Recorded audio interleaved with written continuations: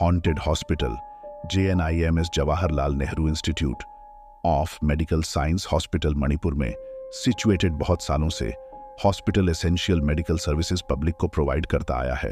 पर इस हॉस्पिटल के बड़े में बहुत सी अफवाहें हैं जो अब धीरे धीरे बैड एचटी ही जा रही हैं। और इन वाहनों की मैन तो ये जगह हॉन्टेड है। कहा जाता है कि यहाँ गायनेकोलॉजी डिपार्टमेंट और उसके पास वाले वॉशरूम और कॉरिडोर रात के समय में सेफ नहीं।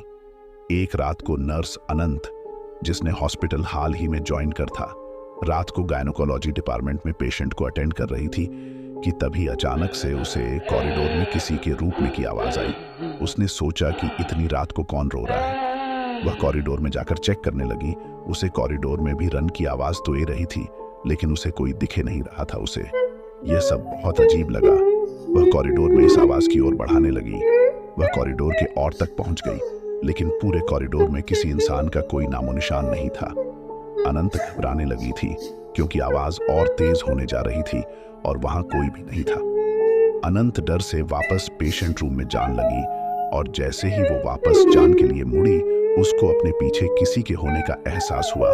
उसे लगा जैसे उसके पीछे कोई खड़ा है, लेकिन इससे पहले अनंत कुछ कर पाती, अचानक से उसे कॉरिडोर की लाइट्स फ्लिकर होने लगी और उसके अगले ही सेकंड वो फिक्र होना बैंड हो गई।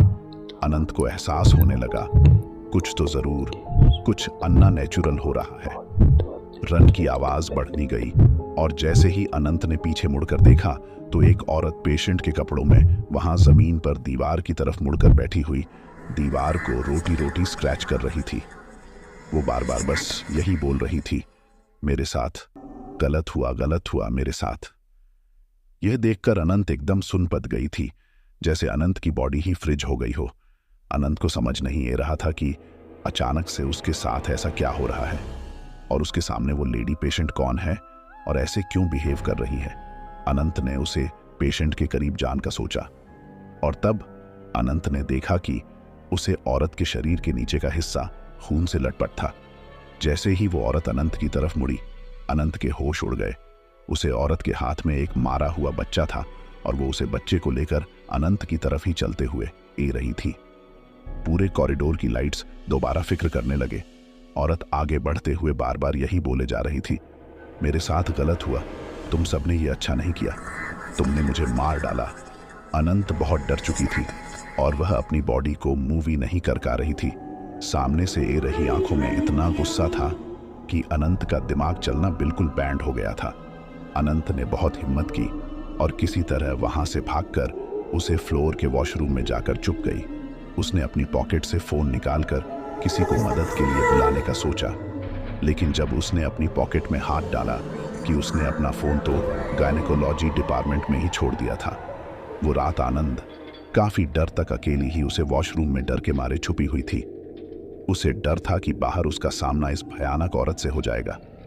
तभी अचानक से बाथरूम के दरवाजे पर जोरों से खटखटाती होती है और फिर अचानक बैंड हो गई। इस सब के बीच अनंत की नजर उसे बाथरूम में लगे एक बड़े से शीशे पर गए और उसे शीशे में उसे कुछ ऐसा दिखा जिसे देखकर अनंत कब उठी। उसे मिरर की रिफ्लेक्शन में वही खून से लटपट औरत अनंत के ठीक पीछे खड़ी थी। अनंत डर के मारे पीछे मुड़ी, लेकिन वहां कोई नहीं था। अनंत को ग रहा था कि वह पागल होती जा रही है। वह बस कुछ भी करके कुछ वोट से निकालना चाहती थी। वह जानती थी कि बाकी सभी नर्सेना ऊपर वाले फ्लोर पर मौजूद नर्स वार्ड में थी और वहां जान का रास्ता इस कॉरिडोर से होकर गुजरा था, जहां पर उसे पहले वो भयानक औरत दिखाई थी। पर अब आनंद के पास और कोई रास्ता नहीं था। उसने डिसाइड किया कि वह सीधा दौड़ती हुई ऊपर वाले फ्लोर पर चली जाएगी और बिना कुछ सोच अनंत ने कॉरिडोर की तरफ दौड़ लगे और भागते हुए उसका पर किसी चीज से टकराया और वो नीचे गिर गई। जब उसने देखा कि वो किस चीज से टकराई तो उसका पूरा शरीर सफेद पद गया। जमीन पर इस औरत की लाश पड़ी थी जो उसे कुछ डर पहले कॉरिडोर में अच्छी थी। उसे औरत की बॉडी को देखते ही अनंत को डर पड़ने लगे और वह बेहोश हो गई। अगले दिन उसकी आंख खुली तो वह खुद उसे हॉस्पिटल में एक पेशेंट थी। उसे ड्रिप लगी थी और कई नर्स उसके आसपास बैठी थी। अनंत ने सभी को अपने साथ हुआ हादसा बताया, पर किसी को उसके ऊपर विश्वास नहीं हुआ। सबने उसे कहा कि वो अपनी जब के चलते अपनी सेहत का ख्याल नहीं रखती और उसे कुछ दोनों की छुट्टी लेनी चाहिए। इस दिन की शाम को जब आनंद के रूम में कोई नहीं था, एक बुद्धि नसों आई और उसने आनंद को बताया कि बस पर विश्वास करती है, और जो औरत उसे कल रात को दिखाई उसका नाम शायराना था। करीबन 20 साल पहले शायराना को अपनी प्रेगनेंसी की लास्ट वीक में एक अब नॉर्मल हुआ था और उसके चलते उसे हॉस्पिटल में एडमिट किया गया था। प्रेगनेंसी में कॉम्प्लिकेशंस के चलते डॉक्टर ने शायराना की फैमिली को बताया कि उनके बच्चे अचानक वो किसी एक को ही बचा सकते हैं। फैमिली ने बच्चे को बचाने का डिसाइड किया। हस्बैंड के घर में एक बहुत भयानक आग गिर गई और उसका पूरा परिवार जलकर मार गया। उसे दिन के बाद कई लोगों ने सायन की आत्मा को देखा है। उसकी आत्मा इसी हॉस्पिटल के गायनेकोलॉजी डिपार्टमेंट में भटकती रहती है। ये सब सुनते ही अनंत के होश उड़ गए। उसने तुरंत अपनी नौकरी छोड़ दी, यहां तक कि उसने दूसरे हॉस्पिटल में नाइट शिफ्ट लेना भी बैंड कर दिया। आपको क्या लगता है, क्या जैनिज्म वांटेड है? कैसी लगी आपको ये कहानी, हमें जरूर बताइए। और अगर आपको एक कहानी अच्छी लगी तो हमारा चैनल रॉय स्टोरी सब्सक्राइब करना बिल्कुल मत भूलिएगा।